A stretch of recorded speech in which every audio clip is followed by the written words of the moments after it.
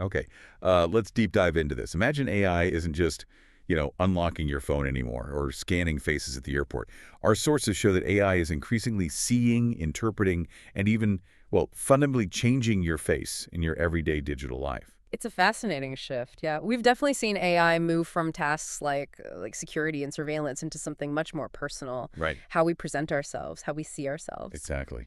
And, well, that's our topic today. The powerful reach of AI. We're focusing specifically on AI-powered facial recognition technology, and then really narrowing in on the explosion and impact of AI beauty filters on social media. Hmm. We've got quite a stack of sources here, everything from research papers looking at the broad ethical and privacy sides of facial recognition tech Yeah. to, numerous articles and studies digging into the psychological effects of these AI filters. And there's even some very recent news about a pretty striking new feature. So, our mission for you listening in is really to unpack what these technologies are truly capable of based on the material we've looked at, Right.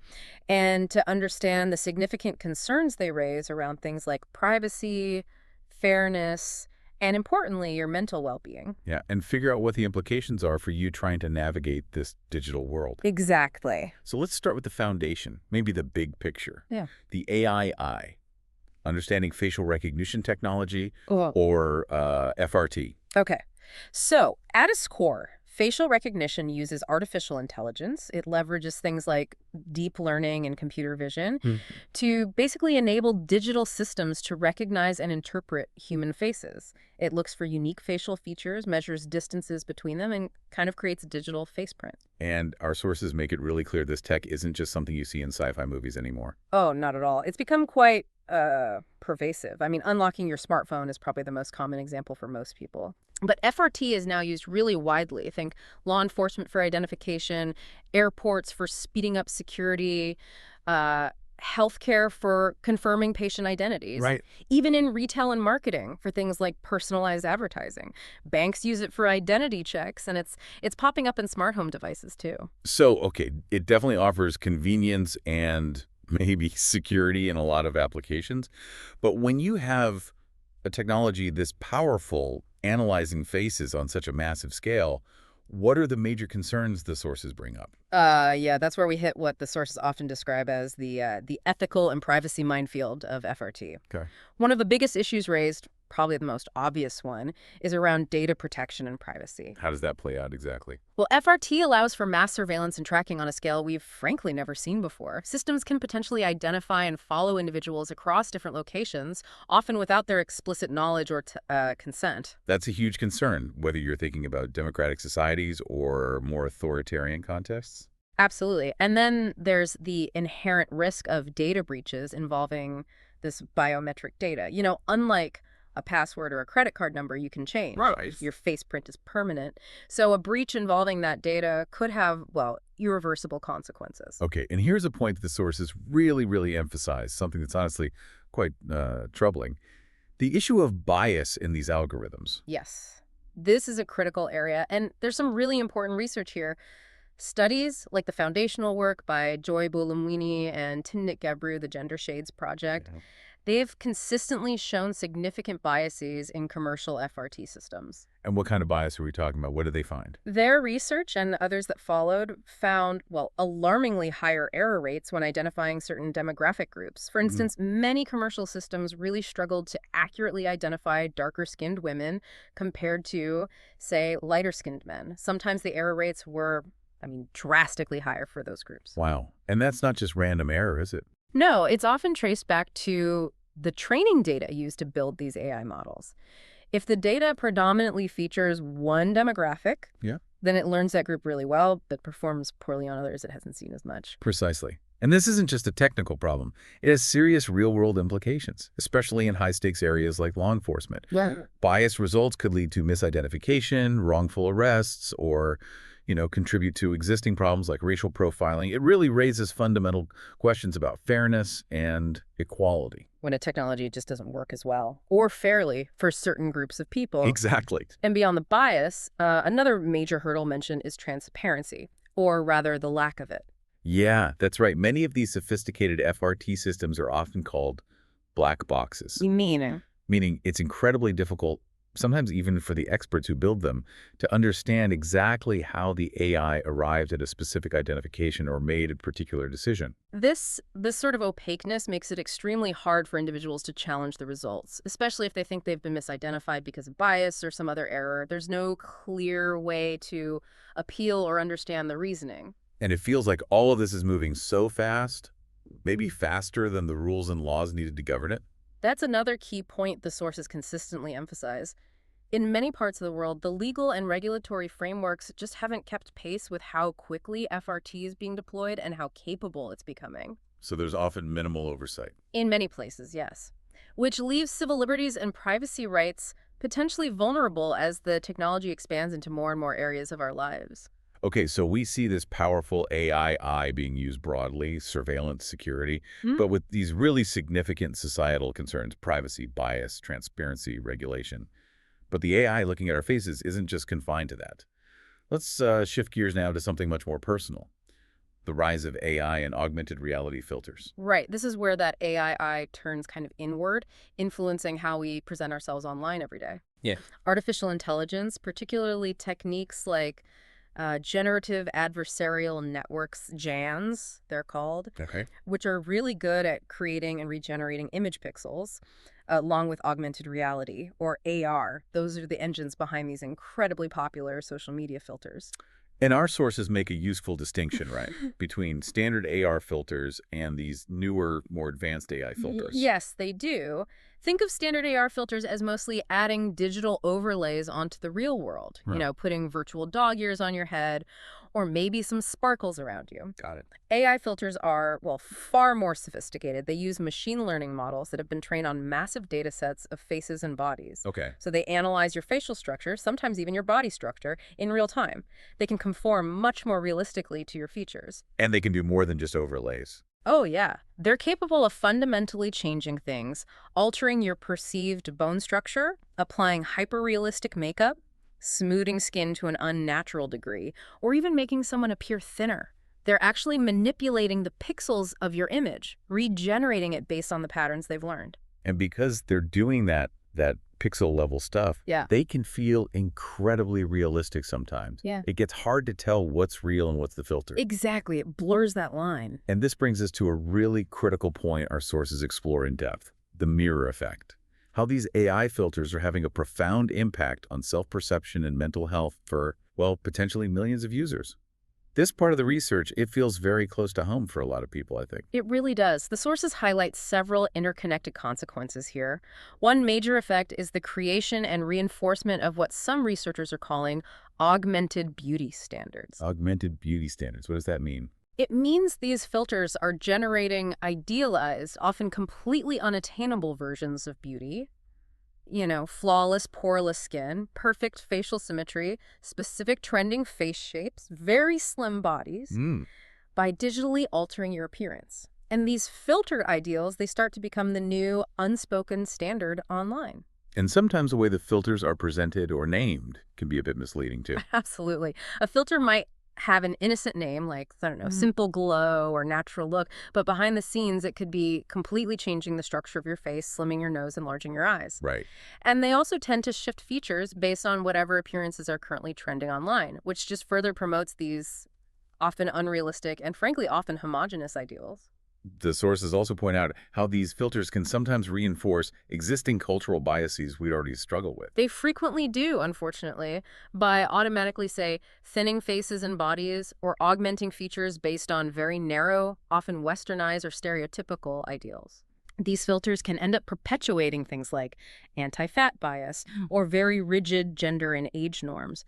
They essentially encode these biases into the visuals people are consuming and using daily. And the impact on how you actually see yourself, your real self, can be quite significant, according to the research. Yes, the research indicates that frequent filter use can genuinely distort your self-perception. It can make you feel less satisfied, less comfortable with your natural appearance. For example, one study that was referenced by the Royal Society for Public Health back in 2017 found that a really large percentage of young women, something like 70%, reported feeling more self-conscious about their appearance after using filters. Wow, 70%. Hmm. That dissatisfaction, that must feed into this gap, right? Between who you actually are and this idealized digital version of yourself you keep seeing. It absolutely does, and that connects directly to psychological concepts like self-discrepancy theory. The sources suggest that this widening gap between your actual self and this constantly reinforced, idealized, filtered self can lead to significant psychological distress.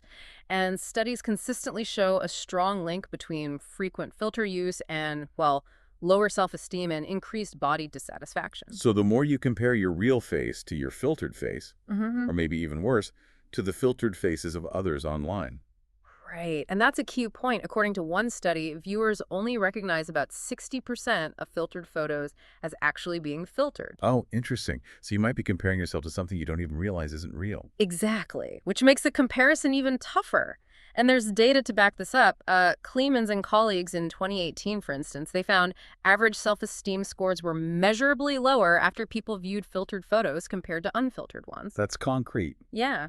And frequent filter use consistently correlates with higher levels of body dissatisfaction across multiple studies. And this constant pressure, this cycle of seeing flaws and then using filters to perfect your image online, does that lead to other issues, like maybe seeing yourself differently? It absolutely can. The sources talk about self-objectification. Okay. By habitually altering your appearance with filters, you can start to view yourself more as an object to be constantly optimized or fixed rather than, embracing your natural self, flaws and all. Disconnecting from your authentic self, maybe. Something like that. Mm-hmm. And one study by Che in 2020 found that a significant majority of frequent filter users, 60%, reported high levels of self-objectification.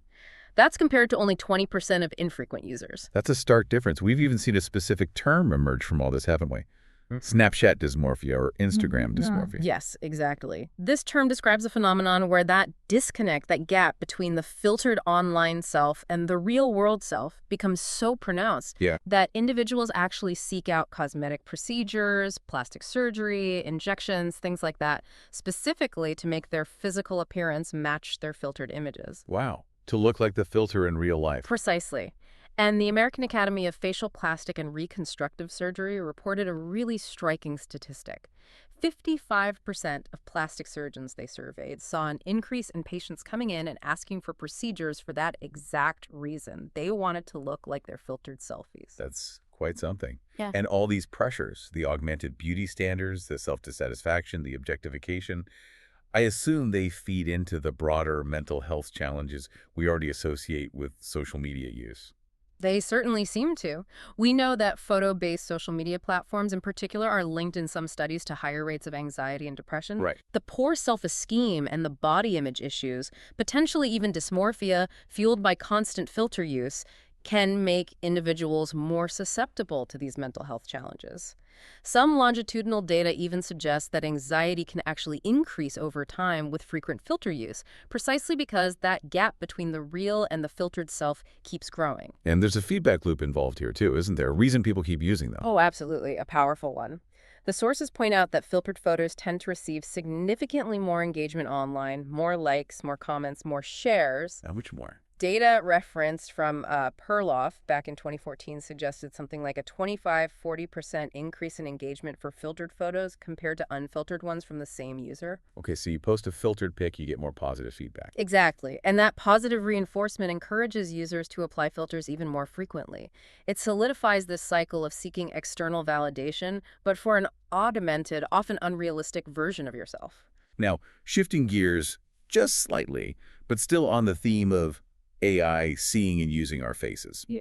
One really striking recent example surfaced in the sources. Something that shows AI using our faces in a completely new, and for some people, pretty unsettling way. The Instagram Imagine feature. Ah, yes, that caused quite a stir. This is a fascinating and, somewhat jarring development. This feature, which appeared for some users, basically takes targeted advertising to a whole new level How so? by literally putting your own face into advertisements. These ads often get tagged with something like imagined for you. Your face in Yeah, the ad. your face. The reports captured user reactions, and let's just say they weren't universally positive. Many people described it using words like creepy, dystopian, or even cursed. I can see why. It takes that marketing idea of picture yourself using this product. It makes it literally your face in the ad image. Exactly. And according to the news reports, this feature seemed to appear for some users after they had maybe used Meta's AI tools to edit a selfie, or perhaps explicitly opted into some kind of imagine yourself feature. Okay. And Meta does say users can opt out, right? They do state there's an opt-out option. But the initial reaction really highlights how unsettling it can be when AI starts using your highly personal image, your face, in these unexpected, commercially driven ways. It definitely raises questions about the boundaries of personal image use online. It certainly does. It pushes those boundaries into a very, very personal space, maybe without the user fully anticipating it. Hmm. Okay. So we've covered the capabilities of AI in broad facial recognition with all its privacy and fairness concerns. We've deep dived into the hyper-personal world of AI filters and their really significant psychological impacts. We've even seen this recent example of AI using our faces in new ad formats. How do we navigate all this incredibly complex digital landscape? What do the sources suggest are the ways forward? Well, the sources offer several perspectives, and they definitely acknowledge the huge challenges, the sheer speed of technological advancement, the current lack of adequate regulation in many places, and these measurable mental health impacts we've discussed. Right. So what are some potential solutions or strategies that get mentioned? Okay, so on a kind of societal level, there's a strong push for better digital literacy, especially for young people. Makes sense. This means really educating them about how technologies like filters actually work, what the potential impacts on their self-image might be, and really fostering critical thinking about the images they see and share online, not taking everything at face value. What about the platforms themselves? Do the sources suggest they have a role to play or responsibility? Yes, definitely. There are many suggestions for platforms to take more responsibility here. Things like implementing clearer policies, maybe even requiring filters that significantly alter appearance to be clearly labeled so users know what they're seeing. But are places actually doing that? Labeling? Some countries are starting to enact laws, yeah, mandating the labeling of filtered images, especially when they're used commercially or by social media influencers. Interesting. And what about addressing that bias problem we talked about earlier in FRT? That's a crucial area for ongoing work. It requires more research to develop fairer AI models. That means training them on much more diverse and representative data sets to try and mitigate those inherent biases we see now. And technical solutions. The sources also mention future trends in technical solutions aimed at privacy. Things like federated learning, where the AI can learn from data on devices without the raw data, like faces, ever leaving the device. And also better anonymization methods. And making the AI less of a black box. Exactly. There's a growing movement towards what's called explainable AI, or XAI. Okay. This involves developing tools and techniques to make the decision-making processes of AI systems more transparent, so we can actually understand why a system made a particular identification or choice. That's essential for accountability. Right. And ultimately, underlying a lot of this, there's a push for more standardized, maybe even global regulation. Examples like the EU AI Act get referenced as potential models for how to govern high-risk AI systems like FRT. Those all sound like important systemic efforts. But what about for you, the listener, just navigating this world day to day on your phone, on your computer? What practical steps can you take, especially if you're feeling that pressure from online culture, from filters? Yeah, that's a really important question. The sources, particularly drawing on insights from mental health resources, really emphasize that if you're struggling with these pressures, you are absolutely not alone. Good reminder. And they offer some very practical coping strategies, things you can actually do. Like what?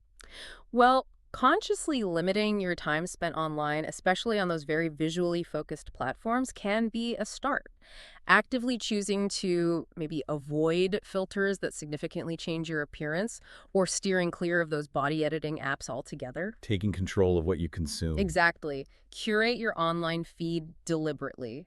Unfollow accounts that consistently make you feel inadequate or bad about yourself, and actively seek out and follow accounts that promote things like body neutrality, body positivity, or just genuine self-love and acceptance. Makes sense. Practicing self-care, whatever that looks like for you, and maybe using positive affirmations can also help build internal resilience against those external pressures. And maybe focusing on life outside the screen, connecting with your sense of self beyond the digital image. Absolutely crucial.